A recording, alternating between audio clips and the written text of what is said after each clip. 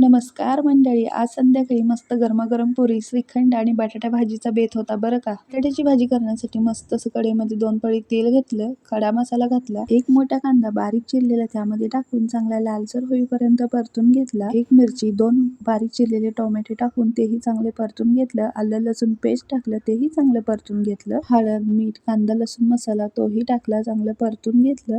आलं लसूण ठेचलेल्या खलबत्त्यामध्येच थोडं चमच्याभर पाणी घालून मी तेही चांगलं त्यामध्ये टाकून चांगलं परतून घेतलं.